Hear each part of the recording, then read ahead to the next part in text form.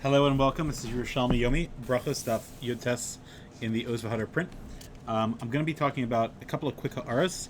First of all, the Gemara brings down a very interesting story about Rav Yochanan, who is the author of the Yerushalmi, and many of you might remember this from the Bavli as well, but he was a very large person. For example, the Gemara in Berachos says this explicitly in Bavli and on Yud Gimel Beis, but here also in the Yerushalmi, on Yud Testament base, it says this: Rav Yochanan having mistamich al Rebbe Yaakov bar Idi. He was leaning, because he was a large man, he was leaning on his Talmud. And the Gemara tells an interesting story that he saw his Talmud walk by, and he says, and his Talmud was hiding from him. So Rav Yochanan said that I have two complaints against this Babylonian. Remember, a lot of the Babylonians, there was a lot of scholarship going on there, but the main thing was in Eretz Yisrael, so a lot of them came to learn under Rav Yochanan. Tosas brings this down throughout Shas, Bavli, many times, that many of the Talmidim came to learn under Rav Yochanan, and so he came there specifically, and he said, I have two complaints against him. One of them is that he doesn't greet me, which was the Babylonian custom, that they out of deference to the Rebbe, but the Eretz Yisrael custom was to actually greet. And then one of them was that he doesn't quote me properly. He doesn't quote my the shmuos in my name, so which is beyond the scope of this conversation. So I just wanted to bring down that historical part about Rav Yochanan, that the Bavli and the Yerushalmi both talk about him needing help to move. The other part is that here is, I believe, one of the first times the Yerushalmi quotes Rav Akiva, and I want to just mention that it might not be the exact first time, but I just wanted to talk about his name and the difference. So the Mevoha Yerushalmi that I mentioned earlier, so he brings down that a lot of names found in the Bavli and Yerushalmi have a very specific difference, and that is that in the Yerushalmi, they usually use the letter hey at the end of a name, and in the Bavli it often uses an aleph. So, for example, Rebbe Akiva in the Bavli is always spelled with an aleph. If you think about Rebbe Akiva's name, it's always spelled with an aleph. Ayin, Kuf, Yud, Beis, then an aleph. Chia is always spelled with an aleph. Ches, Yud, Yud, aleph. Chanina is always spelled with an aleph at the end, etc. But in the Yerushalmi, it's almost always spelled Akiva with a hey, and Chia with a hey, and Chanina with a hey. And it seems to be just a dialectical thing, just the way people talk. Now, there is a huge nafkamina in Gittin that we have to write the name correctly. So there was a major machlokas haposkim. I'm not going to halacha l'maisa here at all, but how to spell the name Akiva.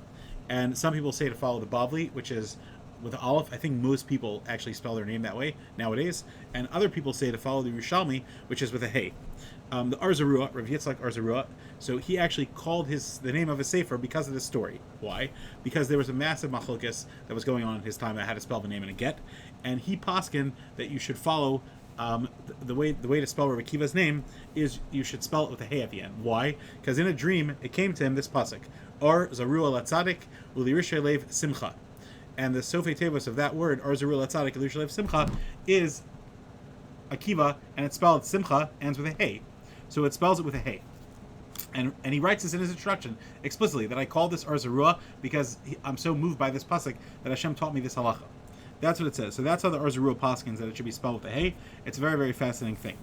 Now, I want to just take a little pause and say that Megala Mukos, who lived much later than him, he has a remez to spell it the opposite way. He has another remez. What's his remez? He says, it's not a pasuk, the phrase Yesh Kona Alamo B'Shah Achas. If you go through, let me just see this for a second. Yeah, the Rashi Tevas Yesh Kona Olamo B'Shah Achas Yud Kuf Ayin, which is Akiva, Beis B'Shah Achas Aleph. That's how to spell it, and therefore he says that that's how you spell Akiva's name, with an Aleph. Okay, so what's going on over here? So I'm going to give a couple of ramazim, and I invite your feedback as well. This is very fascinating, very interesting, and it needs a good hesber as well.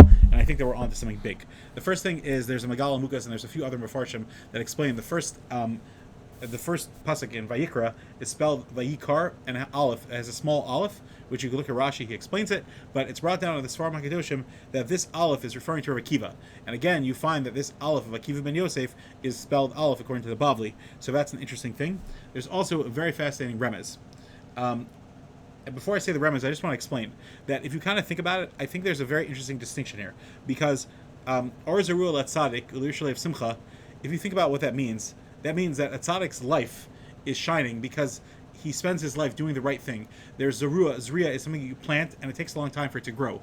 So it mentions the idea of a person toiling and really changing himself and becoming a great person. And that's what Arzarua Latzadik Yerushalmi Simcha represents, the fact that someone spent a long time to acquire something. Whereas Yesh Kon Alam B'Shah Achas is literally the exact opposite. in the times in Shas that we find it brought down, like the end of Ksubas, for those of you that are doing Daf Yomi Bavli. So you have the Koves that lost that opportunity the one day that if you were at Rebbe's Hespedim and burial, you were Kona Olom B'Shachas. So it means that even though someone lived a life not the right way necessarily, but in one moment they could fix it. That's the exact opposite of Arzuril Atzadik Yerushalmi Simcha. So it comes out that spelling of Akiva's name with an aleph represents a quick accomplishment in life, and the spelling of it with a hey represents a slow earning of the right thing. If you think about it, Akiva's life had both, because he was an Am Haaretz for the first 40 years of his life, and he was Kona Olom B'Shachas, where he made a decision that he wanted to learn Torah. And at the same time, in that decision that he made, he was Amol and Amol and Amol. So it's just a fascinating thing that this Akiva ben Yosef has those elements of his life of Arzuril Atzadik Yerushalmi Simcha, the planting and the Amol of Torah, and also the Yesh Kona Olom B'Shachas, where he made a quick decision, so to speak, not impulsive or anything, but he made a decision and literally changed his whole life. There's something even deeper here, which again, I invite your feedback, because I'm on to something I believe, and I see the pattern, but I can't explain it. And that is the Gemara. That is the Megillas Esther. If you open up Megillas Esther, you will find a very interesting character named Charvona. Like we say in the song, the Gam Charvona Zachar Latov. In the times that he appears, his name is spelled Charvona with a aleph the first time he appears, Vayomer Charvona, and then the second time he appears with a hey, Vayomer Charvona, when he's saying Gam Hinei Eitz, etc., and he gets Haman killed. A lot of Mefarshim say that he is Eliyahu Navi, which, by the way, is Meramis, that Gam Charvona Zachor Latov. It's not just that he has honorable mention, it's also that he is Zachor Latov, Eliyahu Navi Zachor Latov. Anyway, here's what's fascinating. The Gemara Megillah actually says about Charvona, according to one pshat. Here it is. It says, Av Charbona, Rav Eliezer says, Av Charvona Rasha Boso Eitzahaya. He was also a Rasha. But Kivan Shira, Shalodis Kaimo Atsaso, Miyad Barak, he ran away, and then he switched onto Mordechai and Esther's side. Okay? So you see that he was literally Kona Olom B'Sha'achas. In that one moment, he did a tshuva. Here's the funny part, though. In the time that he's mentioned first, that's with Aleph, which is what I said is Meramis to Kona Olom B'Sha'achas. There he's just one of the henchmen, the regular people. But then at the end, the hey, that's where he's Kona Olom B'Sha'achas, where it's the opposite, where that's the earning. So something needs to be explained, but there is a fascinating remez in that name, and Eliyahu Navi, and all these connections as well with Rav Akiva and Mashiach. And we definitely need to explain it, right? Mashiach ben David, Mashiach ben Yosef. There's a lot to explain, but that's just a little remez. Rav Akiva's name in the Yerushalmi, just remember this, it's spelled with a hey, and in the Babli it's spelled with an aleph.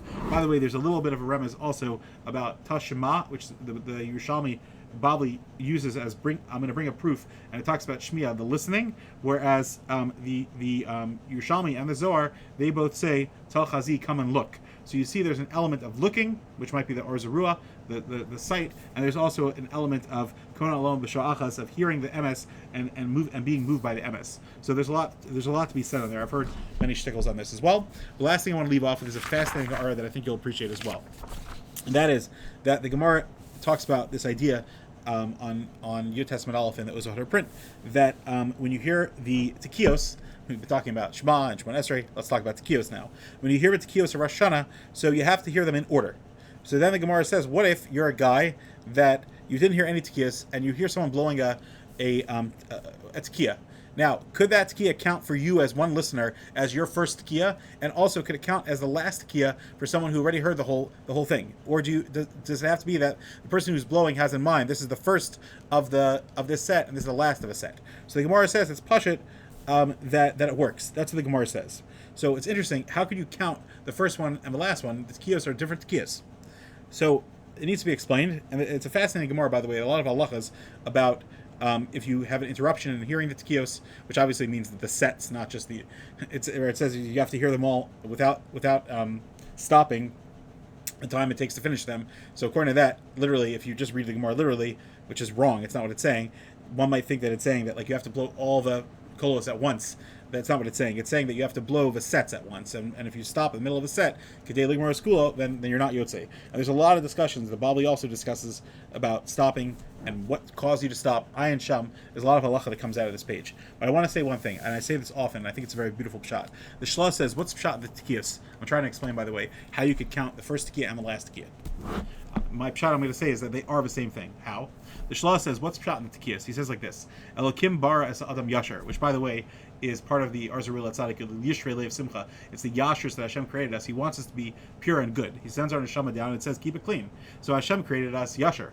Vehema bikshu cheshbonos rabos, says the Shla, and we mess up. So what happens? A person's neshama comes down, it's totally pure, and it's straight. And Hashem wants us to be totally straight, which is yashar. That's what a tekiah is. It's totally straight. However, we go through life, and sometimes we have shvarim. We break things up, small averes. And sometimes we have trua.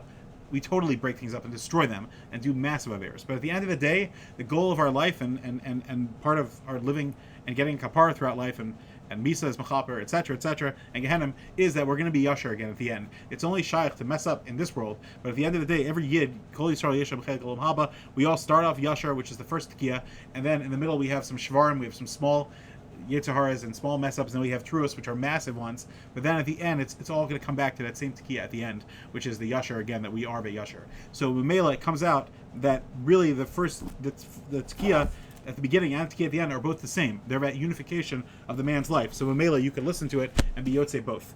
I hope you enjoy. Have a great day, and I look forward to seeing you tomorrow. And please share your ha'aros with me. I love to hear from people, and I love the conversations that come out of these ideas. Have a great day.